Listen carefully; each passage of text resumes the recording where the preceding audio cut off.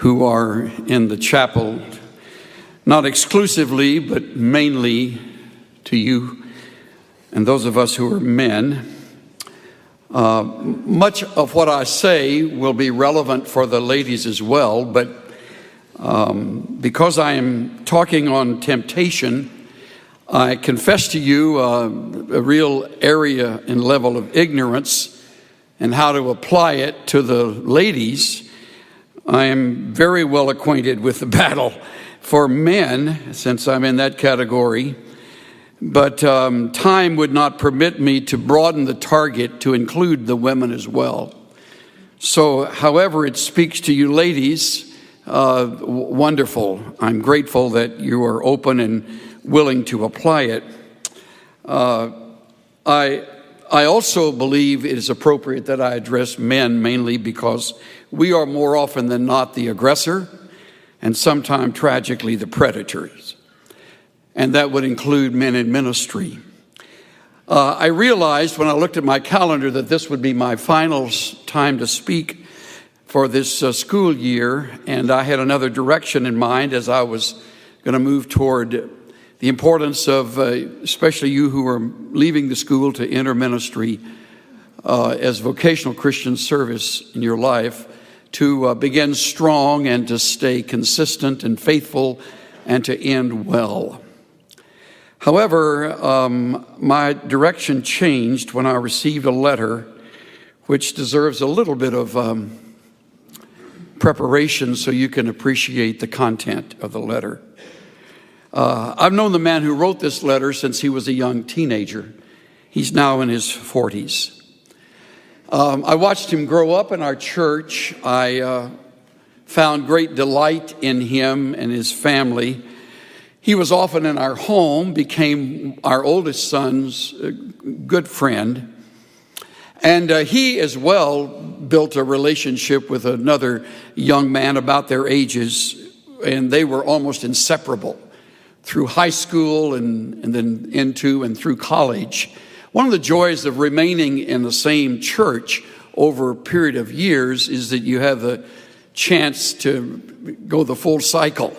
You dedicate them as little babies, and you are a part of the delight of their early years in the elementary school, and then you teach them, as in our case, in our doctrine class, which we taught them before they entered high school, and you are with them through high school and all of those trials and struggles, and then you're there for them as they marry and as they have their children, which was true of this young man who is now engaged in ministry. He sat where you sit. He attended 4 years at Dallas Seminary, did very well. And by that, I don't necessarily mean academically. He did very well with his life. And he, with his inseparable friend, I think they were probably had most every lunch together.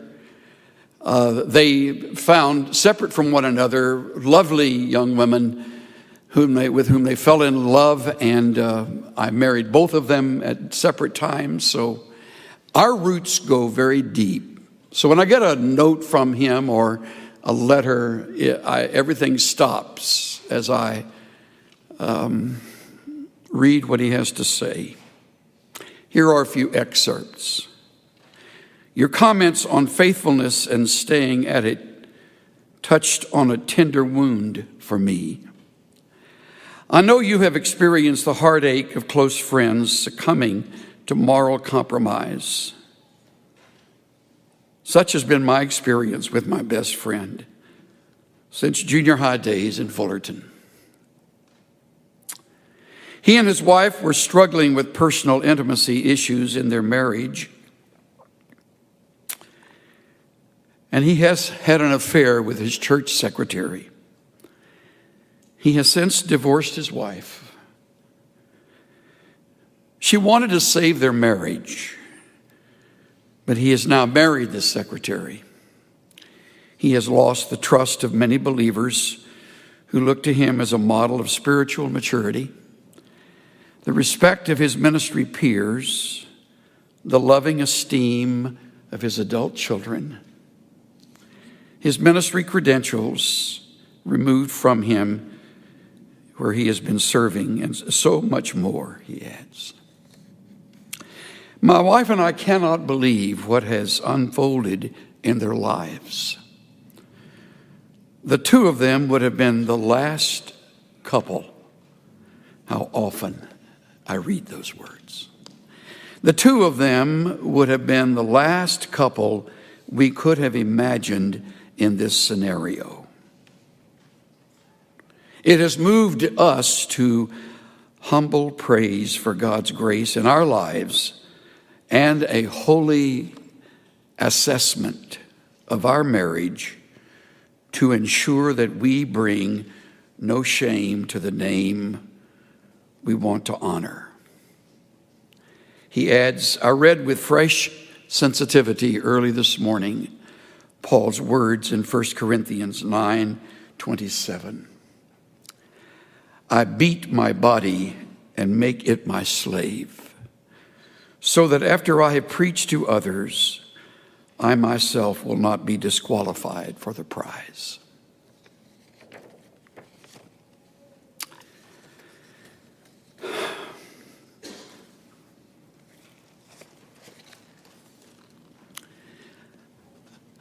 I would love to end this semester message of my time with you on a real high note, and perhaps we can look at it like that. If you will simply promise yourself you'll never forget what I have to say.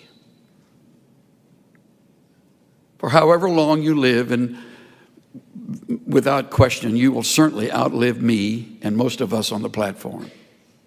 And you will carry on. But you must understand that the people with whom I spend much of my time professionally are people who have been through this school. These are the men and women that who have paths that cross with mine often. And therefore, I follow their ministries with an enormous interest and devotion and care and love and affection. This breaks my heart. I couldn't finish reading it the first time I read it. I went downstairs to read it to Cynthia, and I couldn't finish again. Something happened between then and now. Maybe something happened before that I knew nothing about. Obviously it did, or I certainly would have addressed it, since we were often together. And I tend not to hold back when I'm really working closely with other men. And so today I am not going to hold back. I'm going to speak forthrightly. I probably won't need to raise my voice at all, because I think you will listen. Because I think you are also haunted by the same verse that haunts me.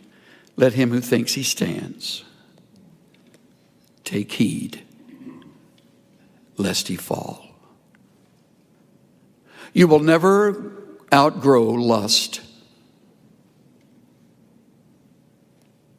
You will never come to the place where the opposite sex doesn't look attractive to you, even those you don't even know. It's sort of like what Patrick Morley writes in his book, The Man in the Mirror.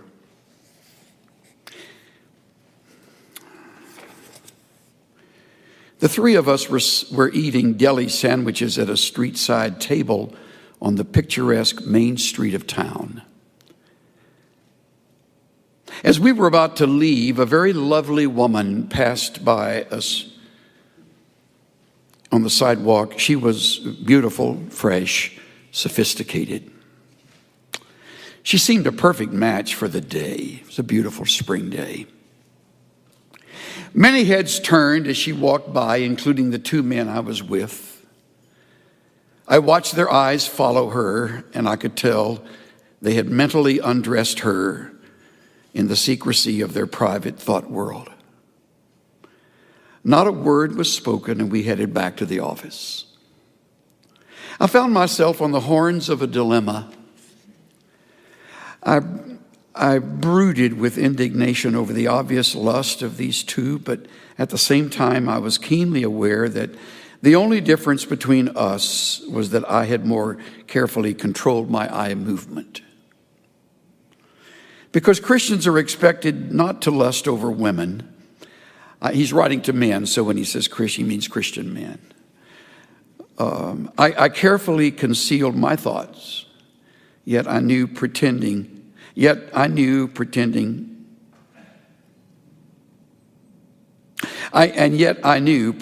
not to notice was counterfeit. I knew I was leading a secret thought life different from the image I projected. I didn't like the pressure of leading those two lives, but I was embarrassed about it. I thought it was exclusively my problem. It never occurred to me that other Christian men might struggle with the same problem.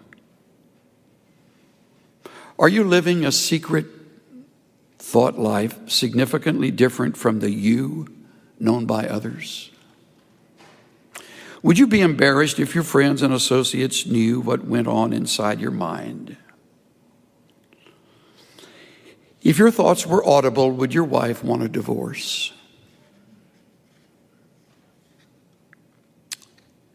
Each of us leads a secret thought life, an invisible life, known only to us, not known to anyone else. The secret life is usually very different from the visible you. The you that is known by others, yet it's the real you. It's the you known by God. For some of us, our secret thought life consists of a dream world of fantasies which concoct intricate plans that would make us famous or powerful or wealthy. Others of us fabricate chance meetings with beautiful women who seduce us. We each invent a secret image of how we wish we were, which we would be embarrassed for others to know.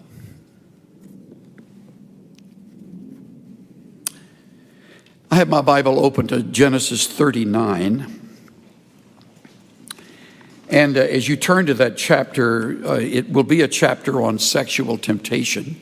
Interestingly, in this case, the woman is the seducer.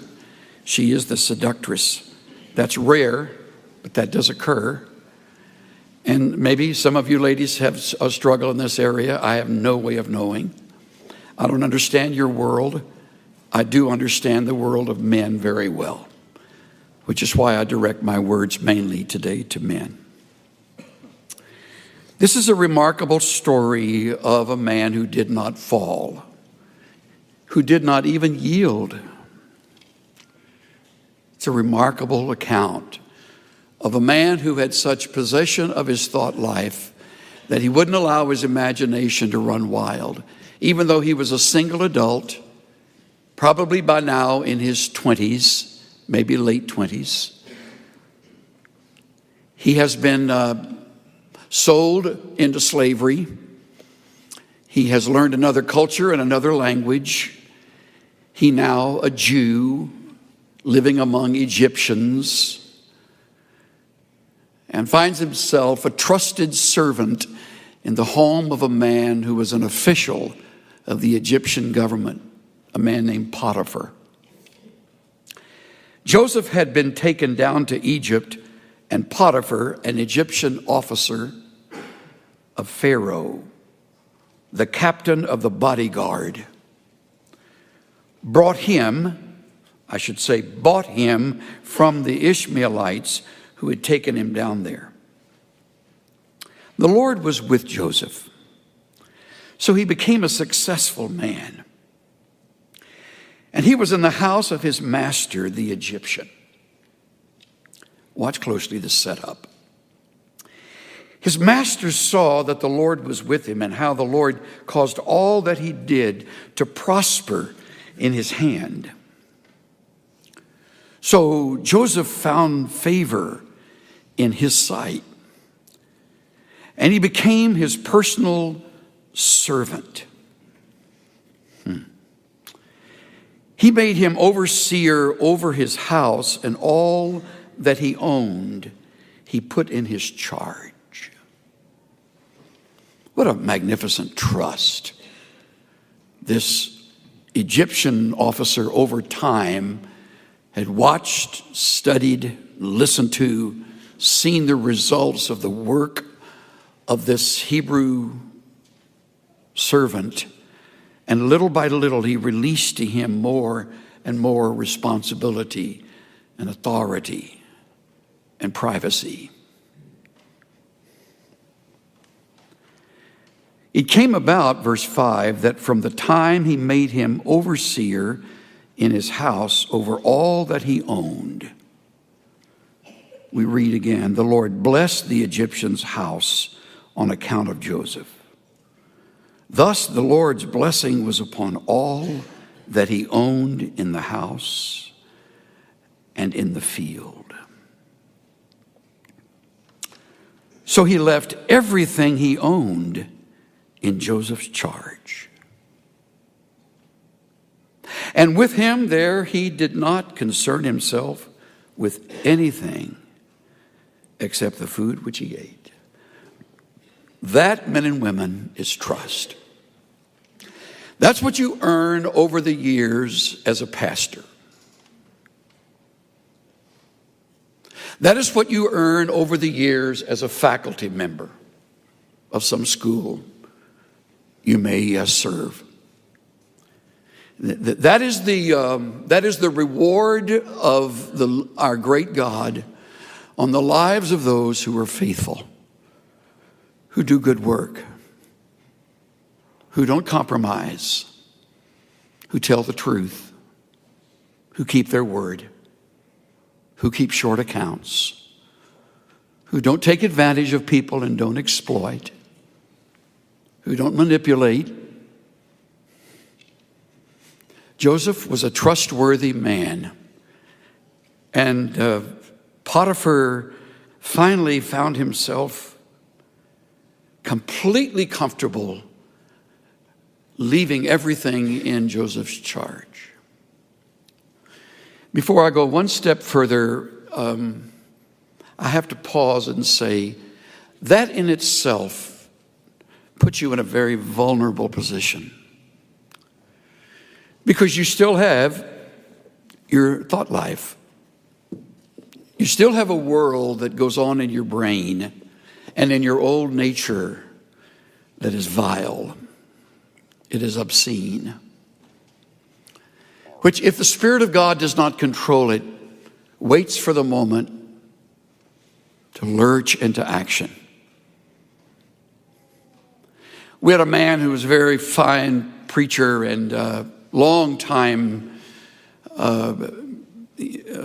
servant of Christ, we thought, had been in several churches by the time he came to the one he was in when we invited him to be one of our conference speakers. And he brought 5 significant messages, interestingly, on accountability, only for us to find out a few months later that he had women on the string at every church he had served, until it finally came to light within months after he had been ministering to us at our conference. And he had lived a lie. Though at each church he had earned the trust of the people by his visible world. But he was a liar. He was an adulterer. He was an unfaithful man.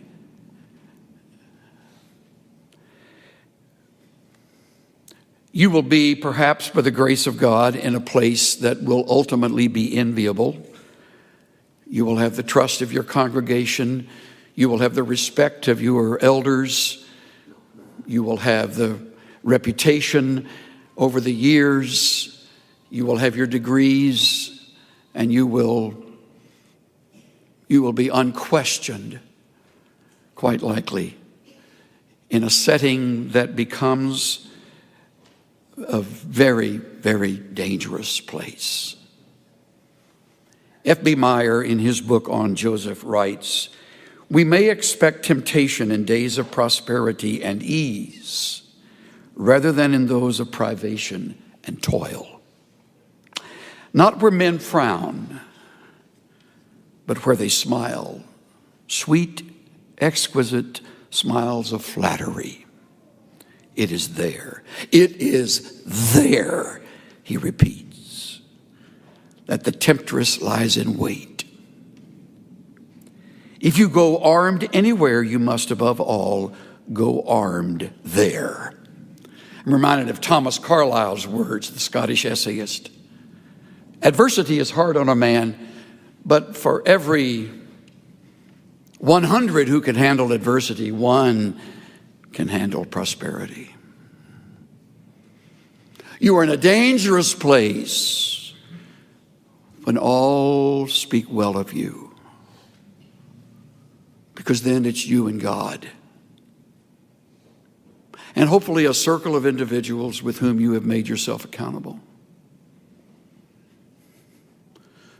so that your private world doesn't become a scandal and a shame. So Joseph, we read, is left with everything. The end of verse 6 says something that appears only 2 other places in all the scriptures. Interestingly, this is said only of David in 1 Samuel 16 and only of Absalom in 2 Samuel 14. Now Joseph was handsome in form and appearance. The NIV says he was well built and handsome. Nothing wrong with either one. It isn't fair, but there's nothing wrong with either one of them. Nothing wrong with that. We used to have a superintendent in our evangelical free church group out in the West Coast, a wonderful friend named Wally Norling, who referred to one of our younger preachers as being cursed with good looks. Isn't that a good way to put it? If you're cursed with good looks, you got even more working against you. I've never had that problem, thank God. I got a bunch of others, but that was not one of them. But I know some dear guys that are in ministry that women's eyes roll when he's around. He's just handsome. Joseph was like that. Good shape, chiseled face, strong, young, available. Mrs. Potiphar noticed it. It came about after these events. Isn't the Bible eloquent? How full of meaning are those 3 words, after these events. Year after year after year after year after year. Faithful, faithful, faithful. Trustworthy, trustworthy, trust. Never once taking as much as a paper clip from Potiphar's house. After these things, the enemy of our souls has perfect timing. Perfect. After these events, his master's wife looked with desire at Joseph, and she said, "Lie with me." That's what I call the direct approach. Rarely happens, but sometime it will. I'm drawn not so much to her words, I'm drawn to the word desire.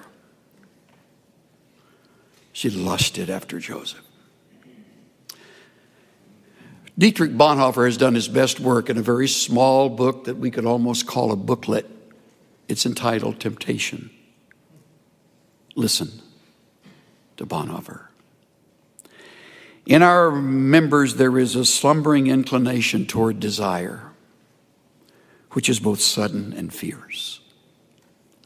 With irresistible power, desire seizes mastery over the flesh. All at once, a secret smoldering fire is kindled. The flesh burns and is in flames. It makes no difference whether it is sexual desire or ambition or vanity or desire for revenge or love of fame and power or greed for money. Joy in God is extinguished. as we seek all our joy in the creature. At this moment, God is quite unreal to us. And only desire for the creature is real. Satan, I love this line, Satan does not here fill us with hatred of God, but with forgetfulness of God. We'll just put God aside for now. Satan does not here fill us with hatred of God, but with forgetfulness of God. The lust thus aroused envelops the mind and will in deepest darkness. The powers of clear discrimination and of decision are taken from us. It is here that everything within me rises up against the word of God. That's it. He nails it. In vulnerable moments, I don't hate God. I just kind of get him out of the focus of my mind. Joseph never did that. Lie with me, she says. But he refused. Good for him. He said to his master's wife, notice how that's written. He says to his master's wife, of course. Behold, with me here, my master does not concern himself with anything in the house, and he has put all that he owns in my charge. There is no one greater in this house than I, and he has withheld nothing from me except you, because you were his wife. How then could I do this great evil and sin against God?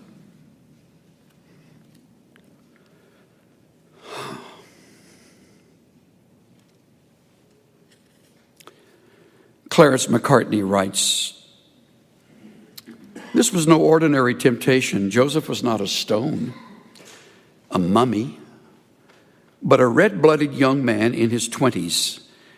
It was not one temptation on one day, but a repeated temptation. An old story tells how when Joseph began to talk about God, the temptress flung her skirt over the marble bust of the God that stood in the chamber and said, now the gods will not see. But Joseph answered, my God sees. Reminds me of what the psalmist writes in 139, verse 3. You scrutinize my path and my lying down, and you are intimately acquainted with all my ways. He knows every minute you spend on the internet. He sees everything you look at. He sees every stolen moment. He sees it all. I forget who said it. I wish I had been the originator, that a secret sin on earth is open scandal in heaven. There's no sin here. There's no sin in the temptation. Sin is in the yielding. So he says no. Now, the great hope is that does it. She's out of the way. Nope. Verse 10, it came about as she spoke to Joseph day after day, that he did not listen to her, to lie beside her, or to be with her. Day after day after day after day. Remarkable, remarkable relationship with God. I almost said remarkable man, but he's just a man like you or me. The difference is he had cultivated the kind of relationship with his God that would not permit this. Just would not permit it. One day she finally decides enough's enough. It happened on that day that he went into the house to do his work, and none of the men of the household was there inside. So they're all alone. I'm sure she made sure there was no one else around, perhaps locked the doors. She caught him by his garments, saying, "Lie with me." And he left his garment in her hand and fled and went outside. Interestingly, so often in the New Testament, when you come to passages dealing with sexual lust, the answer is to run. That's a wonderful response. You can't lust and run fast at the same time. And he took off running, left part of his garments there. And when she saw that he had left his garment in her hand and had fled outside, she called to the men of her household and said to them, "See, he has brought in a Hebrew to us to make sport of us." There's anti-Semitism in her words. This Jew.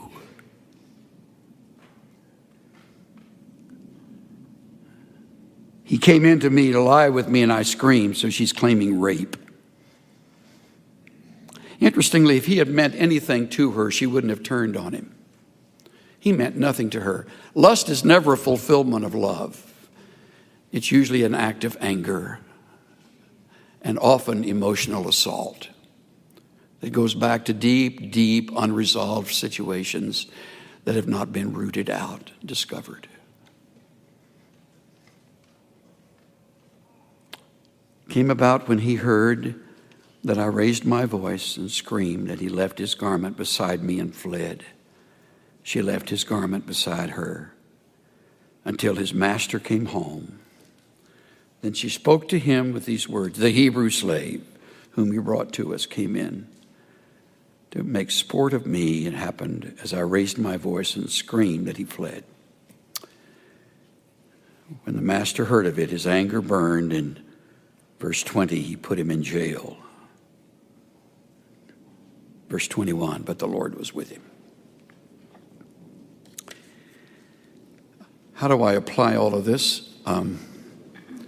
Let me do it quickly. 4 thoughts came to my mind early this morning. All of them are you must not. First of all, you must not be weakened by your situation. You must not be weakened by your situation. Economically, Joseph was secure, respected, and trusted. Personally, he was handsome, desired. Miscellaneous other things, they were alone, had an excellent track record. He was invited. He was unmarried. It's her idea. Your flesh invariably will remind you of those unique situational circumstances, and you'll fall. If you don't, strengthen your life in the midst of whatever situation. So you must not be weakened by your situation. Secondly, you must not be deceived in the persuasion. It was a bold, flattering, calculated, direct, and quite frankly, extremely desirable. In what I read, I find that the ancient Egyptian women were fabulously beautiful. It's quite possible that cosmetics began there, and they knew how to make themselves even more attractive. He could have thought, her husband doesn't meet her needs like I could.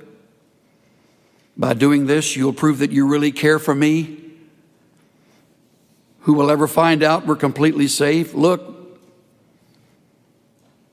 I'm so terribly alone and lonely, and God will understand. Just this once, never, ever, ever again. Those are the words of temptation. You must not be deceived in the persuasion.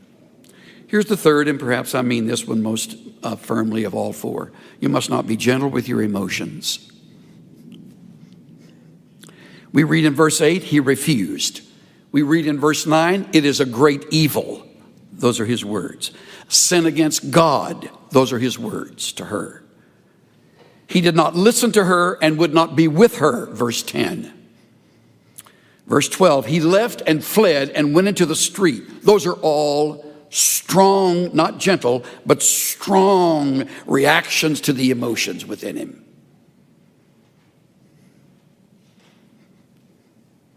The late Dag Hammarskjöld once wrote, "You cannot play with the animal in you without becoming wholly animal. Play with falsehood without forfeiting your right to truth. Play with cruelty without losing your sensitivity of mind. He who wants to keep his garden tidy doesn't reserve a plot for weeds."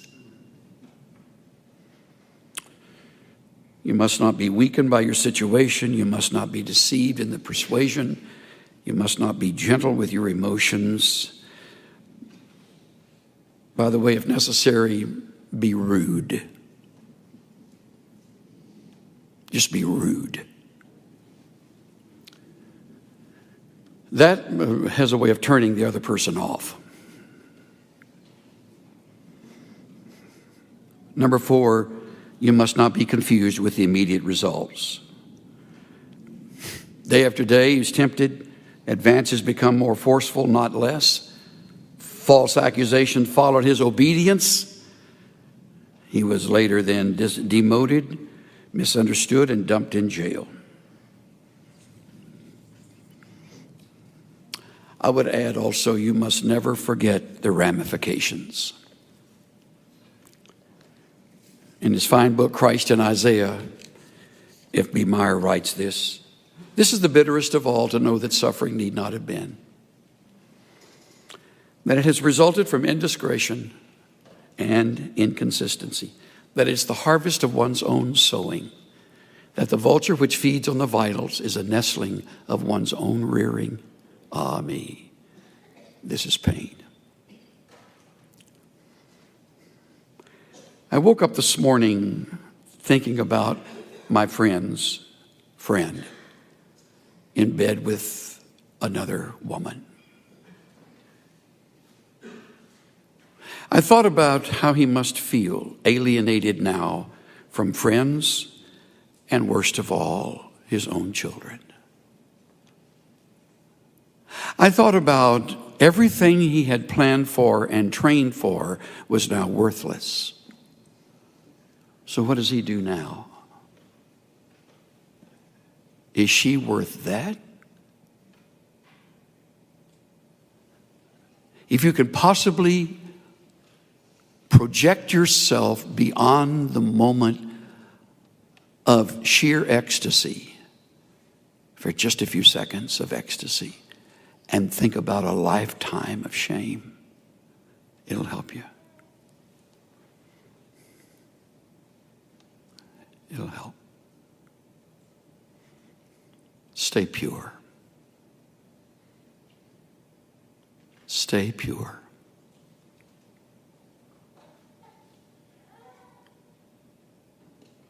Stay pure.